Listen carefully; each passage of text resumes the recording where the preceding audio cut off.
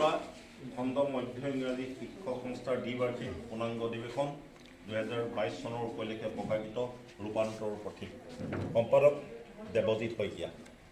এখন আপোনালোকে পঢ়িব, এইখন এনেকৈ যাতে সমাজৰ উন্নতি সাধন কৰে তাৰ কামনা কৰিলোঁ। ইয়াকে কৈ মই বক্তব্য সামৰণি মাৰিলোঁ আৰু উন্মোচনী কৰিলোঁ বুলি মই ঘোষণা কৰিলোঁ।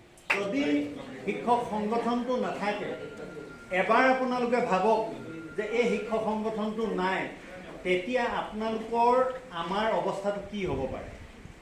এবাৰ আপোনালোকে নাই বুলি ভাবি লওক, নাই বুলি ভাবি লৈ ছবিখন মনত পেলাওক যে শিক্ষক সংগঠন নথকা অৱস্থাত আপোনাৰ মোৰ দৰে শিক্ষকৰ অৱস্থাটো কি হ'ব পাৰে। অটুট থাকে আপোনাৰ আমাৰ যাতে প্ৰাপ্যৰ পৰা আমি বঞ্চিত নহওঁ, আমাক যাতে অন্যায়ভাৱে শোষণ নিষ্পেষণ কোনেও কৰিব নোৱাৰে, তাৰ কাৰণে আমি সংঘবদ্ধ হৈছোঁ। তাৰ কাৰণেই আমাক এই সংস্থাটোৰ প্ৰয়োজন হ'ব।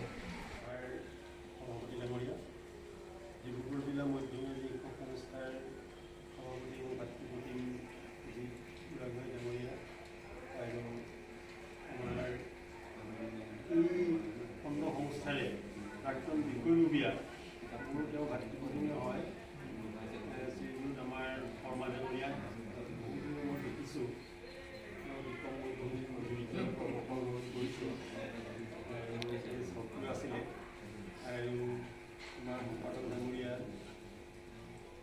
বংশমাল অতি বৰমৰ ব্যক্তি তেওঁ আৰু যোগেন গোহাঁই ডাঙৰীয়া, তেওঁৰ কথাটো ক'বই নালাগে। তেওঁ বিদ্যালয় খোলাৰ পৰা মই পাইছোঁ আৰু সংস্থাৰ এগৰাকী উদ্যোগী কৰ্মী আছিলে আৰু আমাক যথেষ্টখিনি সহায় সহযোগিতা আগবঢ়োৱা আৰু বিদ্যালয়খনো একেবাৰে প্ৰতিষ্ঠা কালৰ পৰা শিক্ষক হোৱালৈকে শিক্ষকতা কৰি বিদ্যালয়খন এটা গতি দি এনেকুৱা প্ৰতিকূল বতৰতো সংস্থাৰ আহ্বানৰ প্ৰতি আপোনালোক আহিলে আৰু এটা আপোনালোকৰ দায়বদ্ধতা আছে।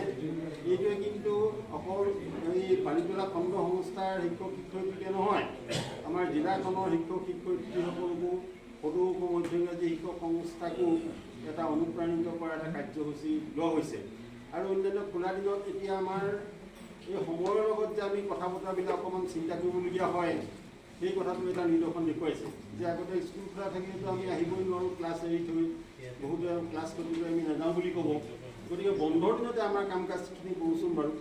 গতিকে সেই এটা যে সিদ্ধান্ত ল'লে সেইটো কিন্তু বৰ এটা শলাগিবলগীয়া এটা সিদ্ধান্ত যে বন্ধৰ দিনত বহুতে আহিবলৈ টান পায়, কিন্তু আপোনালোকে যে আগবাঢ়ি আহিছে, এই কি কাৰণে আহিছে যে আপোনালোকে উপলব্ধি কৰিছে যে সংস্থাখন আমাক লাগে আৰু এই উপলব্ধিটো আমি ধৰি ৰাখিব লাগিব। এই উপলব্ধিটো আমি সকলোৰে মাজলৈ লৈ যাব লাগিব, তেতিয়া আমাৰ সংস্থা শক্তিশালী হ'ব।